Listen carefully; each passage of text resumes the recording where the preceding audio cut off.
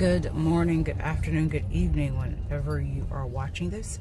Know that I appreciate you. Jeez, can't talk this morning. I guess it's kind of early. But not early enough.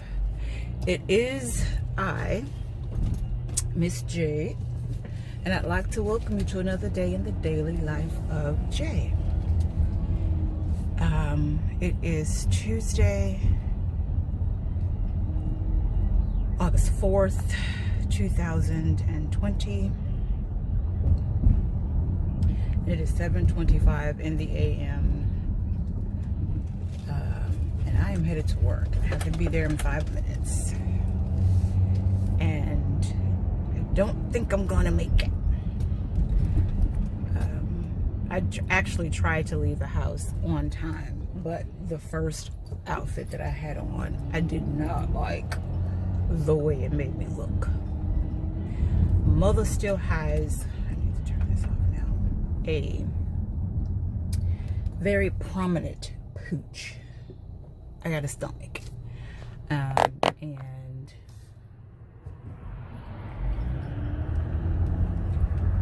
the pants that I had on,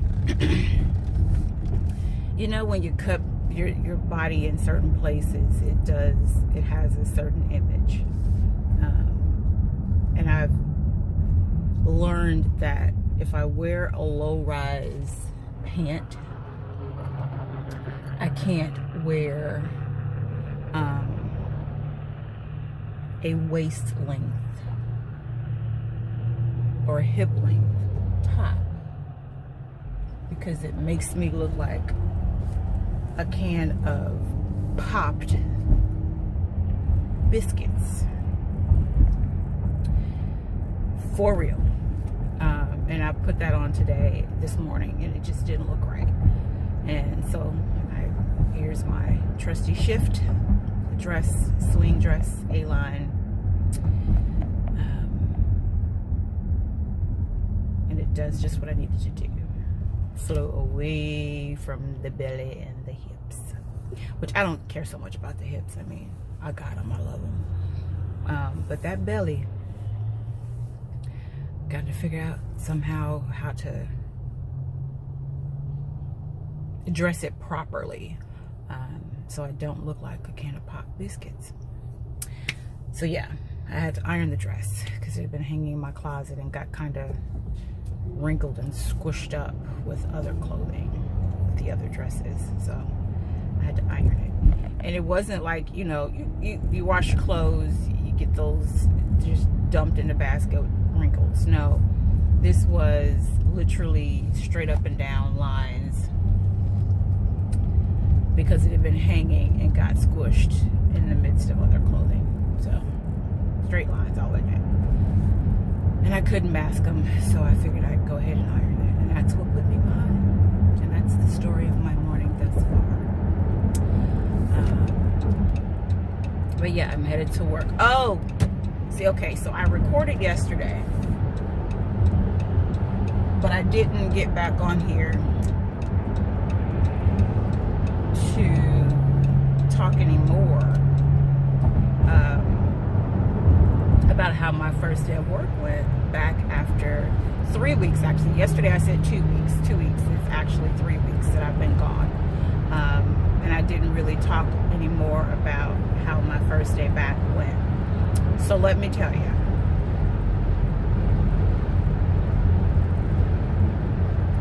I get there and my supervisor's parked there, which was fine. I mean, I thought it kind of odd, but I figured it was a good thing because it's hot in here right now. It was a good thing because I needed her to let me know what she had already done and what I needed to pick up, where I needed to pick up, because she held my position down while I was gone. Well, turns out that I am being placed, or was placed, and I'm going to do a follow-up email today, which I did not get a chance to do yesterday. I really didn't even think about it yesterday because I was so into getting work done. But I was placed on 30 days probation. And mind you, I've been gone for 3 weeks, 3 full weeks, and I've been placed on 30 days probation.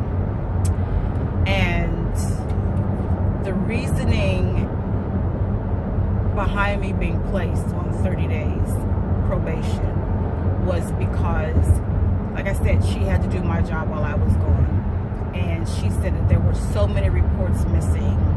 There were reports that had not been entered into the system, that should have been entered into the system. We had a client that was looking for paperwork that had not been entered into the system, and the paperwork was not in the place where it should have been.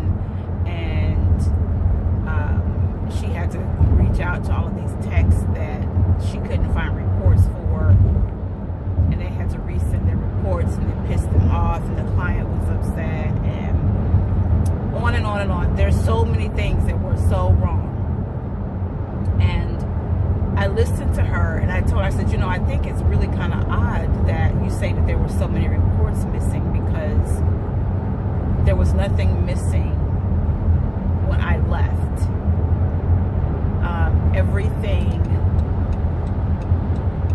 because the way that I set my desk up is that I have on the left hand side of my desk, left of my monitors, I keep all of the work that I'm working on. So I just go through the stack of work and do my data entry. I said, so in that pile, that stack, everything was there. The only thing that was missing was probably from the lab manager, the list of paperwork that he was looking for cylinders. I said, and if I was missing anything other than that, when I reach out to the text, I CC you on the emails. So if you were not CC'd on an email about missing paperwork, there was no missing paperwork. But according to her, there was a whole lot of missing paperwork dating back all the way to June. So I listened to her some more, and you know, I'm nodding and I'm saying okay, and I'm listening to everything she's saying. And she mentioned the missing paperwork again for the client, and I said, that's just so.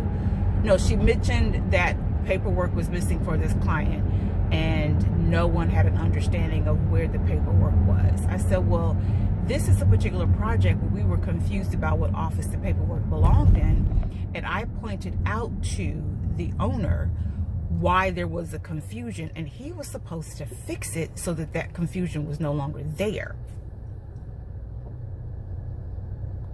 So that conversation had been had. Everything had been worked out. So everything that I had after that conversation should have been up to date. But according to her, no, there was paperwork missing from June. She couldn't find certain data that the clients needed because it wasn't where it should have been. And it was frustrating to her that she had to look in so many places for paperwork. I said, well, here's the issue. Like I said, there was nothing missing when I left outside of the two things that I mentioned. Possibly what the lab manager needed, and that paperwork may not have been turned in yet. And possibly anything that I emailed the technicians on, which I CC'd you for.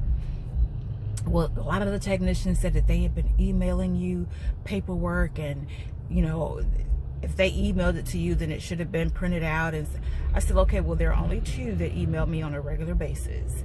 And anyone else, if they emailed me, it was because I asked them for the paperwork, and the paperwork's printed out and should have been in that pile sitting on the left side of my monitor. And I will take responsibility for anything that I need to take responsibility for that was not done adequately. However, I will not take responsibility for those things that don't belong to me. Someone else's shortcomings. That doesn't belong to me.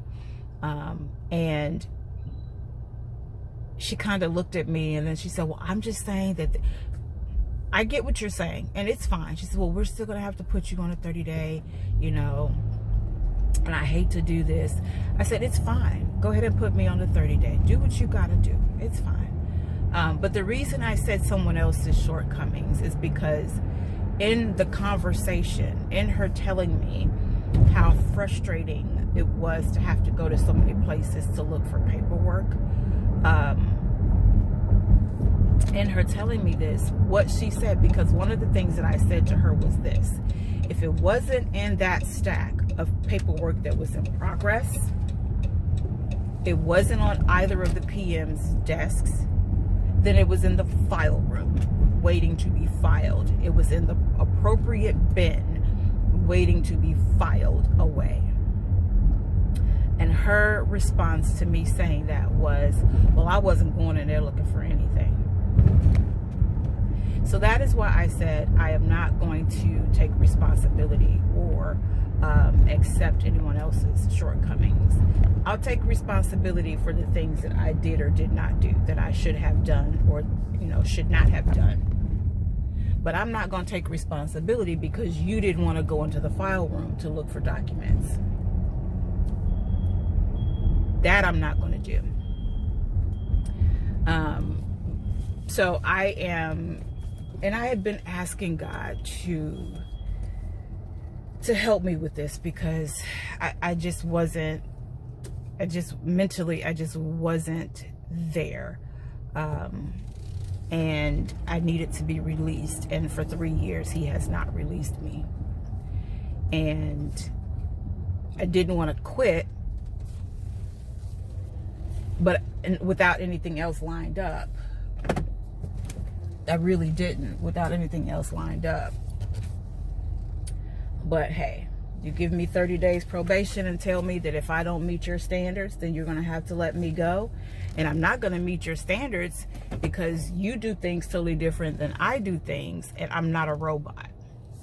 And I do things that are convenient for me. And that was the issue. The way that I do things was not convenient for her. And it made her work harder than she wanted to work. Therefore, it's a problem. And because of that problem, I'm being placed on 30 days probation. So, yeah.